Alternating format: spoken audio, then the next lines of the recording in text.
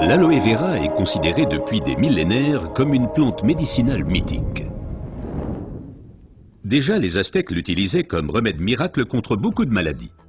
Dans la médecine populaire, elle est connue pour ses propriétés désintoxicantes, purifiantes, dégraissantes et désacidifiantes.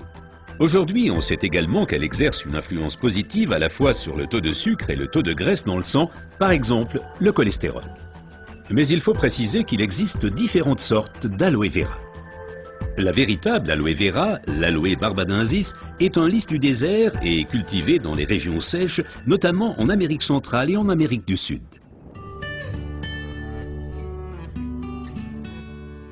L'efficacité de l'aloe vera dépend principalement de son traitement, mais les différences se font dès la récolte. Pour éviter d'abîmer la plante, les feuilles doivent être coupées à la main. Comme la pellicule supérieure de la feuille contient de l'aloïne toxique qui protège la plante contre les animaux et a un effet laxatif pour l'être humain, il faut bien séparer l'enveloppe du gel intérieur. Le gel est du reste l'élément le plus précieux de l'aloe vera. Il contient à lui seul plus de 150 composants importants et bénéfiques pour la santé tels que vitamines, enzymes, polysaccharides et oligoéléments. Et c'est précisément cette combinaison unique, cette association de différentes substances qui entraîne l'effet médicinal.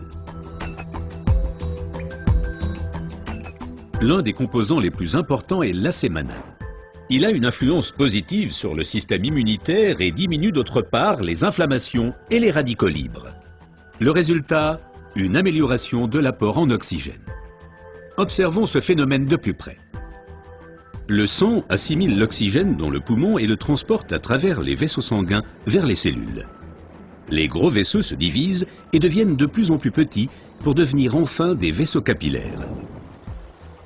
Les capillaires sont les plus petits vaisseaux sanguins. C'est là qu'a lieu le transfert de l'oxygène du vaisseau sanguin vers les cellules.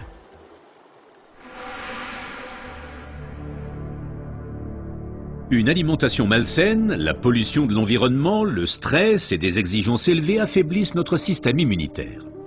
Les radicaux libres ont le jeu plus facile et ils peuvent entraîner des micro-inflammations dans l'organisme.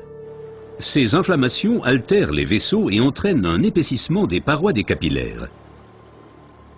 Ce gonflement rétrécit le vaisseau et les globules rouges circulent plus lentement à travers les capillaires, entraînant une baisse de l'alimentation en oxygène.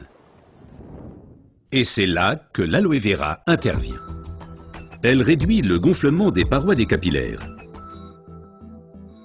Les globules rouges circulent plus rapidement et l'alimentation en oxygène est améliorée. Les toxines et les impuretés sont évacuées plus rapidement. De récentes études indiquent que d'autres substances naturelles peuvent encore améliorer l'effet de l'aloe vera. Parmi ces substances, il faut citer tout d'abord le silicium, mais aussi l'huile d'onagre et enfin les minéraux basiques. Observons tout d'abord le silicium d'un peu plus près. Le silicium est indispensable à l'organisme. C'est un élément structurant. Nous le connaissons surtout sous forme de sable de quartz que l'on trouve dans la pierre et le béton. Dans l'organisme, le silicium contribue à stabiliser les tissus, mais il renforce également les os, les ongles, les cheveux, les tissus conjonctifs et les parois des capillaires. Avec l'âge, les capillaires menacent de perdre leur fermeté.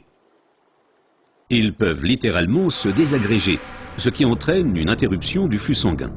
Dans le pire des cas, ceci peut entraîner des incidents vasculaires cérébraux et l'infarctus.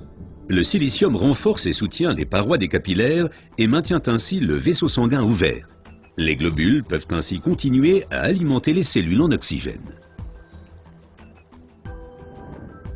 Mais le corps humain ne peut pas s'alimenter en silicium sous sa forme d'origine qu'est le sable de quartz. Toutefois, la nature offre des alternatives, et notamment une source végétale idéale, l'ortie.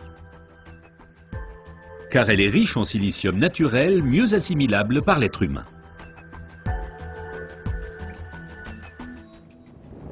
Une oxygénation optimale ne dépend pas uniquement des capillaires, mais aussi et surtout de l'état du sang. Le sang ne peut bien circuler dans les vaisseaux capillaires que s'il est suffisamment fluide. Certaines substances peuvent améliorer la fluidité du sang, l'huile d'onagre avec ses acides gras insaturés et naturellement les minéraux basiques. Les acides gras insaturés sont des fluidifiants du sang. Ils empêchent les globules de s'agglutiner et donc un épaississement du sang.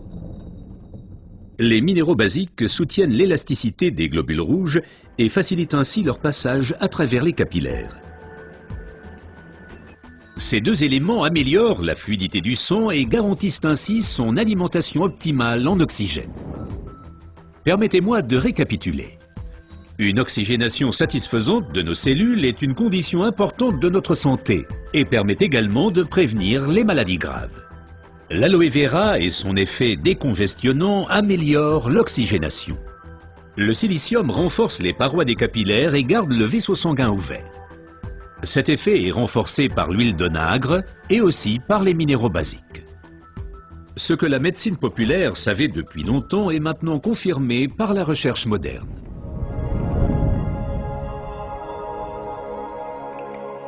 L'aloe vera améliore l'apport en oxygène et donc votre santé. Car l'oxygène signifie la vie. Faites confiance à l'aloe vera.